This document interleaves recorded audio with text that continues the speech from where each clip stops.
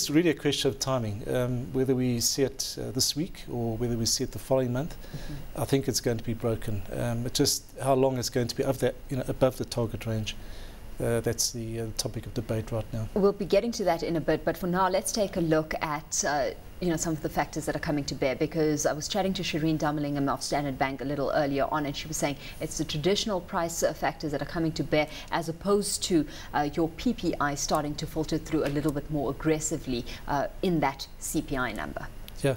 I think we tend to forget about it as well. What happened in September was the impact to the rand. We must have lost something about 10 to about 30%, the rand loss in value against the US dollar. So that's got to be factored into the imported inflation numbers, and it will be coming through the CPI basket as well in terms of those factors that are adjusted, price-wise.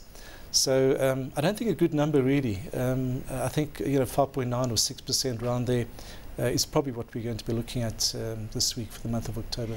Taking a look at how long we're set to be above that 6% mark if we do breach it, where do your forecasts lie right now? Because we do know that inflation is a very big sticking point at this stage. Certainly the South African Reserve Bank governor has highlighted it as a point of contention when it comes to rates decisions moving forward. Certainly, I think the next couple of quarters, the Reserve Bank has flagged it already, the next 4 quarters, we're going to see inflation, according to their models, above the 6% target. I don't think it's unreasonable to expect a figure somewhere around 7.5, peaking and then coming down. But the good news is, if there is good news inflation numbers, the high base effect, we forget that the numbers creeping up now, a year from now, the corresponding period, the corresponding month, sets the base for a calculation lower. And then, of course, we're back in the target range, and hopefully we could, squeeze in some expectation of lower rates. A peak of 7.5% though, and that possibility is very scary right now in relation to what kind of action on the PPI front? PPI, we're seeing it creeping up, 10.5 to 11. I think it's not unreasonable to go to about 13% before we see that peaking and coming off. It's getting more difficult though, forecasting the inflation numbers, because statistics have said over the next 18 months we're going to be looking at the inflation baskets recalibrated to reflect the purchasing by consumers, everyday living really in South Africa. Some of those factors going into the basket. So which factors, the weightings, we're not really sure. But my feeling is probably because of those re-weightings, the Reserve Bank may just be a bit more inclined to, although focusing on inflation still, focus a touch more on GDP growth.